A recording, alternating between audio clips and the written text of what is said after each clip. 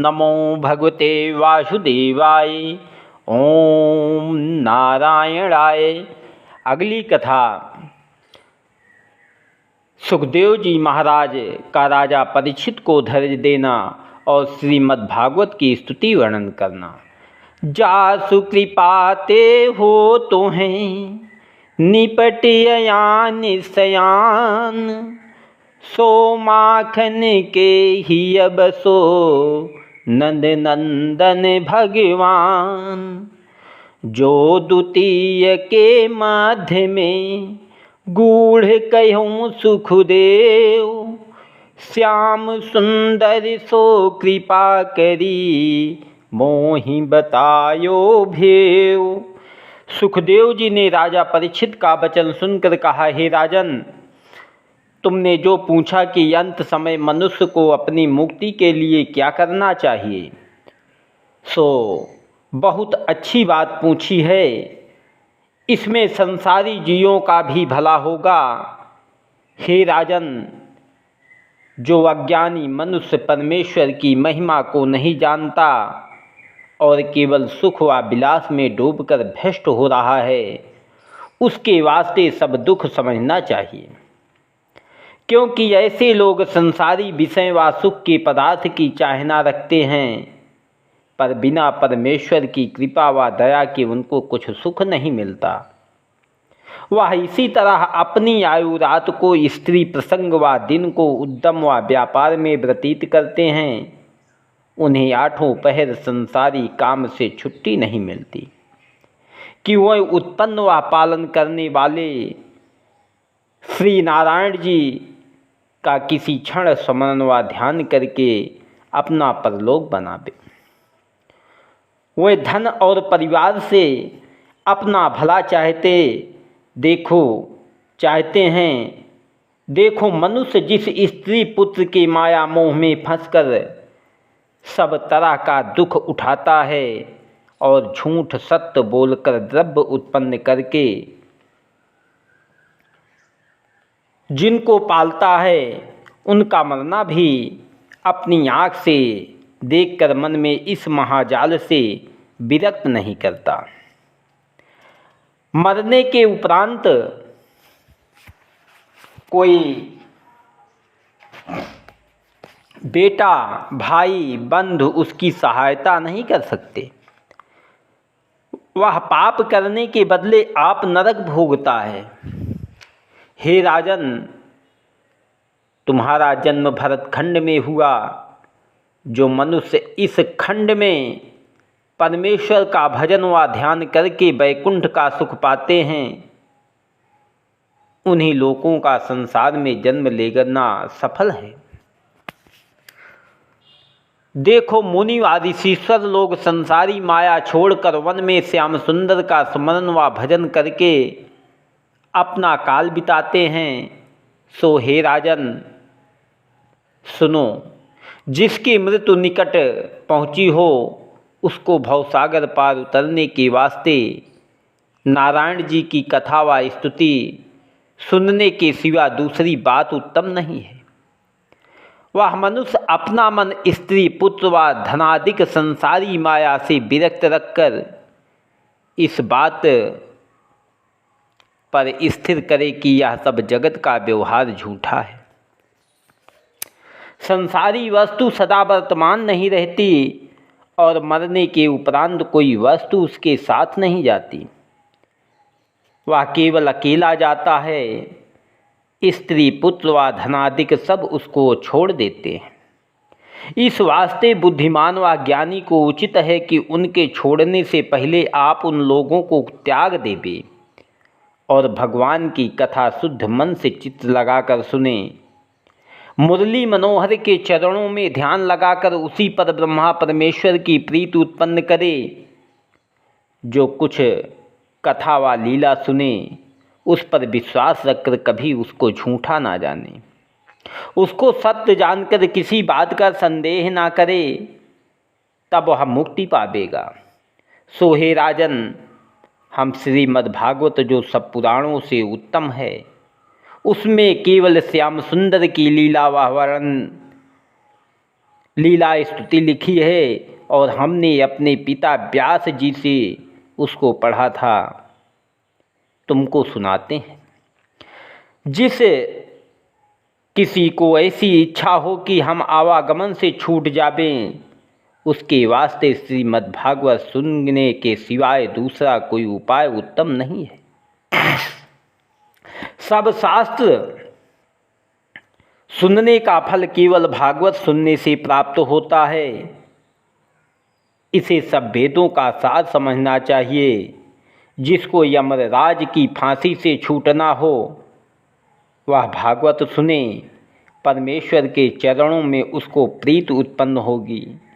जो मनुष्य स्त्री व लड़कों के मोह में फंसा रहता है, कदाचित वह भी कथा सुनने का नित्य अभ्यास करे तो निःसंदेह उसका मन विरक्त हो कर हरि चरणों में प्रीति उत्पन्न हो और भवसागर पार उतर जावे।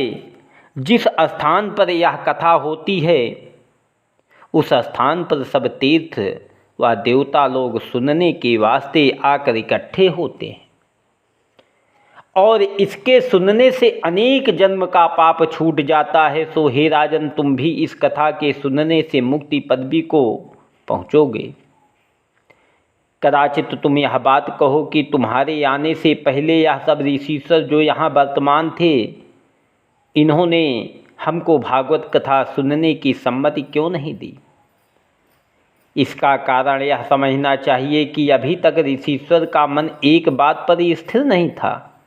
कभी यज्ञ करने के वास्ते, कभी जप, कभी तीर्थ, कभी दान व पूजा की तरफ चलायमान होता है और हम अपना मन रात दिन परमेश्वर के ध्यान व स्मरण में लगाकर श्रीमद् भागवत पढ़ने के सिवाय दूसरी बात से कुछ प्रयोजन नहीं रखते। अवधूत की तरह अपनी आयु संसार में व्यतीत करते हुए आनंद से रहते हैं। हे राजन, कदाचित तुम यह जानते हो कि तुम्हारे मरने में थोड़े दिन रह गए, सो इस बात से मत डरो। तुमको अभी 7 दिन मरने में है। श्रीमद् भागवत की कथा चित्त लगाकर अच्छी तरह प्रेम से सुनो, तुम्हारी मुक्ति होगी। खटवांग नामक राजा 2 घड़ी में मुक्त हुआ था, तुम तो 7 दिन बहुत हैं। तुम क्यों घबराते हो? कदाचित कोई सच्चे मन से परलोक बनाना चाहे तो 2.5 घड़ी में मुक्ति पा सकता है। संसारी माया मोह में 1000 वर्ष तक अपनी आयु व्रत बितावे तो मरने के उपरांत नरक भोगता है। यह बात सुनते ही राजा ने हाथ जोड़कर कहा, महाराज, खटवांग राजा ने 2 घड़ी में किस तरह मुक्ति पाई थी, उसका हाल विधि पूर्वक वर्णन कीजिए। सुखदेव जी बोले, त्रेता युग के आदि में खटवांग नामक 7 द्वीपों का राजा बड़ा प्रतापी, बलवान, नीतिमान, धर्मात्मा, अपने कर्म व धर्म से अयोध्यापुरी में रहता था। उन्हीं के दिनों में दैत्यों ने इंद्रादिक देवताओं को लड़ाई में जीतकर इंद्रासन से निकाल दिया। तब पुरोहित बृहस्पति ने देवता से कहा कि जब राजा खटवांग तुम्हारी सहायता करके दैत्यों से लड़ाई करे तब तुम्हारी जीत होगी। यह बात सुनते ही इंद्र देवता समेत मृतलोक में राजा खटवांग के पास आया और उनसे अपना हाल कहकर सहायता चाहिए। राजा ने उनको दंडवत करके कहा, हमारा बड़ा भाग्य है जो तुम लोग हमसे दैत्य की लड़ाई की वास्ते सहायता चाहते हो। एक दिन इस शरीर का अवश्य नाश होगा। कदाचित आप लोग के काम आवे तो इससे क्या उत्तम है। ऐसा वचन कहकर राजा ने अपने शस्त्र बांध लिए, इंद्रादि के साथ जाकर दैत्यों से युद्ध किया और उन्हें जीतकर फिर देवलोक की राजगद्दी इंद्र को दिया। जब देवताओं ने राजा की कृपा से विजय पाया और निडर होकर अपना राज्य करने लगे। तब राजा ने देवताओं से विदा मांगी। उस समय इंद्र ने प्रसन्न होकर कहा, हे राजन, तुम हमसे कुछ वरदान मांगो। यह बात सुनकर राजा ने विचार किया कि हमने सहायता करके इनका छूटा हुआ राज्य इनको दिया, इनसे कौन वस्तु मांगे। इंद्र ने उनके मन का हाल जानकर कहा, हे राजन, देवताओं को बीती हुई व होने वाली सब बात मालूम रहती है। हम लोग दैत्य के उपद्रव से व्याकुल थे, क्योंकि वे हमसे बलवान हैं, इसलिए तुमसे सहायता चाहिए थी। ऐसा वचन सुनकर राजा ने अपने बुढ़ापे को सोचकर देवताओं से पूछा कि पहले तुम यह बताओ कि मेरी आयु में कितने दिन हैं, मैं तुमसे वरदान मांगूं।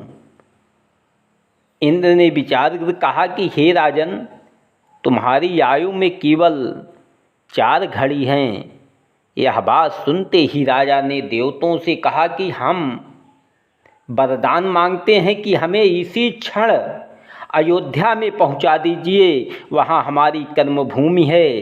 अब मेरे मरने का समय निकट पहुंचा, वहां जाकर मैं ऐसा कर्म करूं जिसमें आवागमन से छूटकर भवसागर पार उतर जाऊं। इंद्र ने उसी समय बहुत वेग से चलने वाला एक विमान राजा को दिया। राजा उसी विमान पर चढ़कर 2 घड़ी में अपने स्थान पर पहुँचे। हे राजन, उसने भरतखंड को देवलोक से अच्छा जाना, जो मरने की वास्ते अयोध्यापुरी में आया। सो तुम विश्वास करके जानो कि भरतखंड बहुत अच्छा स्थान है। राजा ने अयोध्या में आकर उसी 2 घड़ी में द्रव्यादिक सब वस्तु ब्राह्मण को इच्छापूर्वक दान देकर अपने बेटे को राजगद्दी पर बैठा दिया और स्त्री पुत्र व राज्य का माया मोह मन से तोड़कर वैराग्य धारण करके सरयू के किनारे जा बैठा और भगवान के ध्यान में लीन होकर योगाभ्यास से अपना तन त्याग कर वैकुंठ को सिधारा। सो हे राजन, उसकी मुक्ति 2 घड़ी में हुई। तुझे अभी 7 दिन बहुत हैं। तुम अपना मन संसारी माया से विरक्त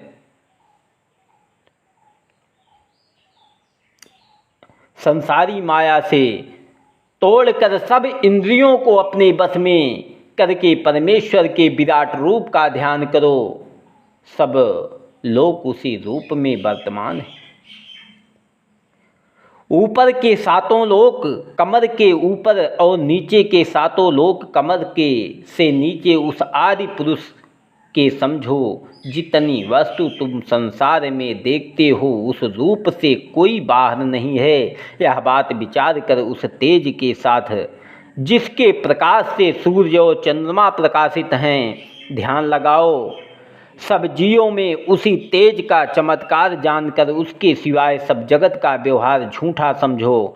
जो कोई उसको सब जगह पर एक सा देखता है उसे किसी शत्रु का डर नहीं रहता और मित्र से भी सहायता की इच्छा नहीं करती। सब जीवों में उसी का प्रकाश उसको दिखलाई देता है।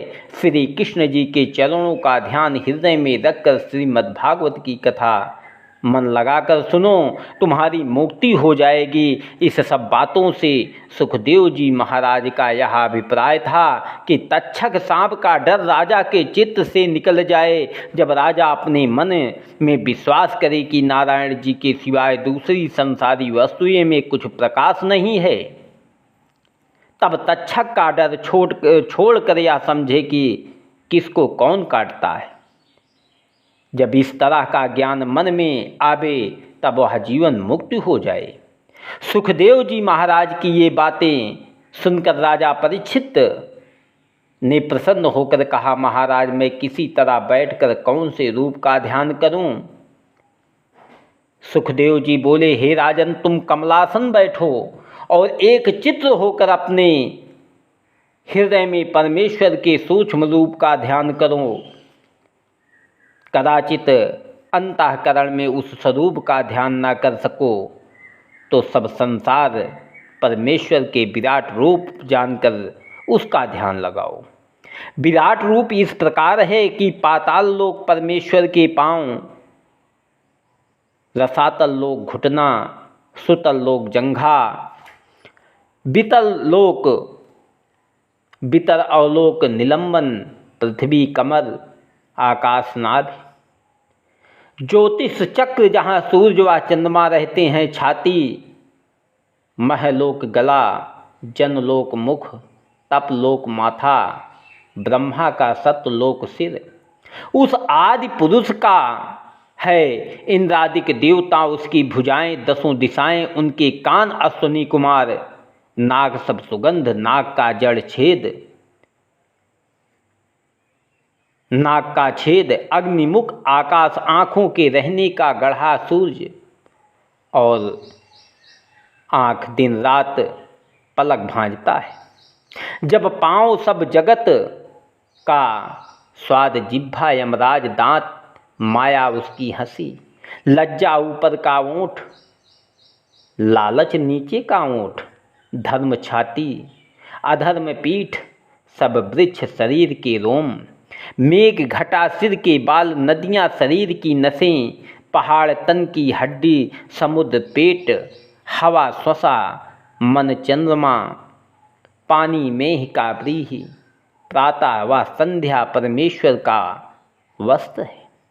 परमेश्वर के उन रूप में मनुष्य बुद्धि से थोड़ा, गधा, खच्चर, ऊंट, नख से हरिण आदि पशु, जंघा से पक्षी आदि, जिह्वा से गंधर्व विद्याधर, चारण व अप्सरा, स्वर से भेड़िया आदि पैर की, पिल्ली से यज्ञादिक परमेश्वर के मर्म से उत्पन्न हुए हैं।